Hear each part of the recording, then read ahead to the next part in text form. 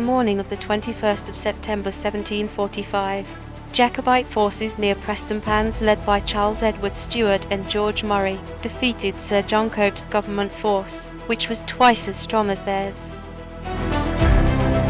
The Highlanders' attack was devastating. The battle lasted less than 30 minutes. Questions about the battle are best answered at the scene of the battle. This was the first major victory of the 1745 Jacobite Rising and marked a turning point. The Jacobites now posed a serious threat to the government. Just keep going, momentum, and that was the key. The Jacobites were never going to have the money or the equipment to fight a long war. They needed a quick war. So they had to keep going, keep moving, and keep marching to London. Interest in the Battle of Prestonpans has been revived thanks to the Outlander series of books and films. Reenactments of the battle and the museum attract history buffs from around the world.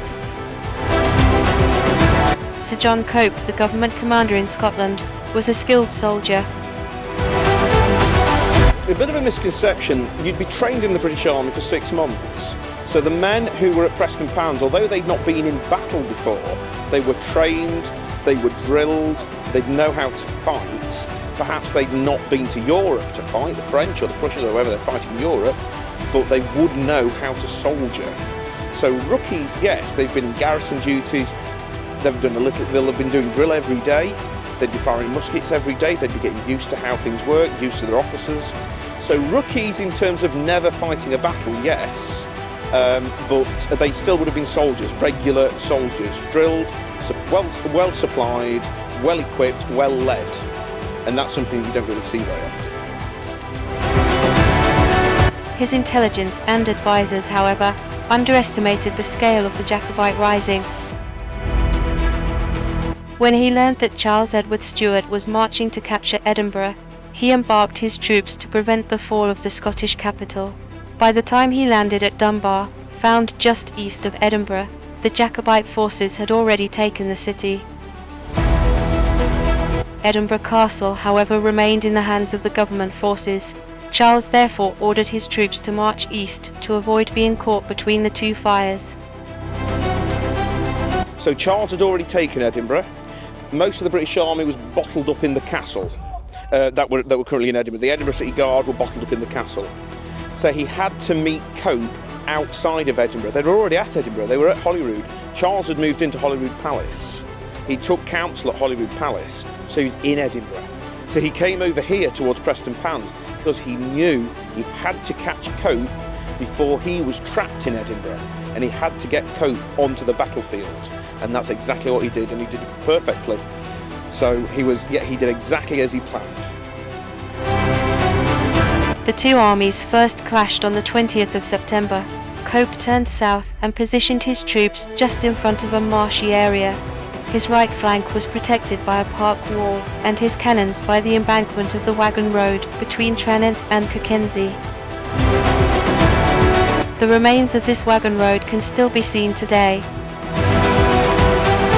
Charles wanted to attack immediately. Well, Prince Charlie needed a battle because he wanted a battle to prove himself. Because everybody was saying, well, everything that he was achieving so far was because of his enemies making mistakes. What he wanted to do here was prove himself as a commander and his men as an army. And so he needed to fight a battle. And that's what he got. In a heated argument with George Murray, Charles was convinced that the marshy ground would slow down the attack and expose it to Cope's deadly firepower. Robert Anderson, a local farmer's son who knew the area well, and therefore a route through the marshy areas. The Jacobite army marched east of the government positions under the cover of night. Fearing a surprise attack at night, Cope kept fires burning and an outpost set up. When he learned of the Jacobite army's movement, he had time to move his army to east and reposition the cannons. He did expect the attack. He'd drawn his lines up, he was ready for battle. He was facing the wrong way. So he was ready for battle, they were formed up, the lines were ready to take on the Jacobites. but they came from the other direction. They marched fantastically overnight, and they appeared on the other side of the field, away from the Redcoats. The Redcoats had to turn their entire line 90 degrees as the Highlanders were coming towards them.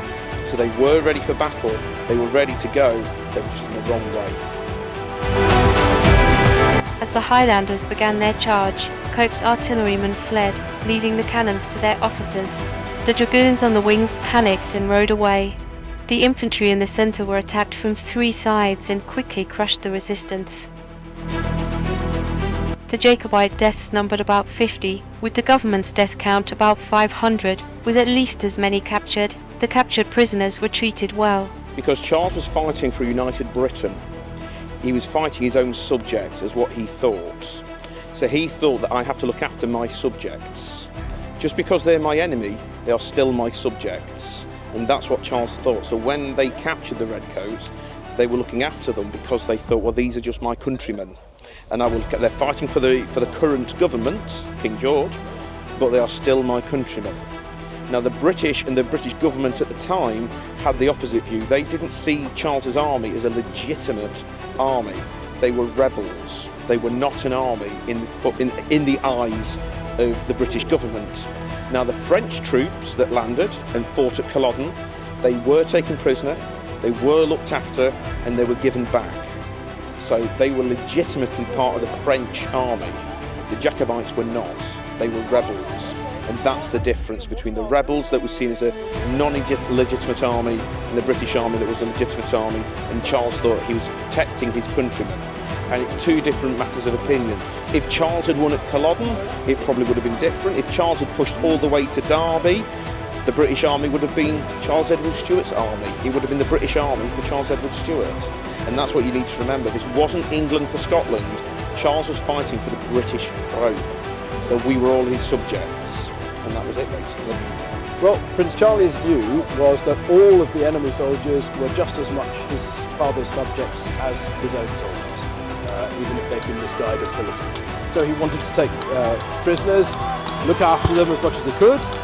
Obviously, it's a big problem for an army to have to feed and look after prisoners, so eventually they slowly started to release officers back out, as long as you swore an oath not to fight against them again. But remember, Prince Charlie is also a politician, so he's winning hearts and minds, and what he wants is for the newspapers to be telling the stories of how good they are to their prisoners, because that would mean that other people might think, well, actually, maybe I should support them, or maybe it's not too much of a risk to fight against them. So he was a very humane man anyway, by instinct, but also his political instincts were telling him that was what to do as well. Thank you to Alan Breck's Volunteer Regiment, Edinburgh City Guard, and Pulteney's 13th Regiment of Foot for making this video possible.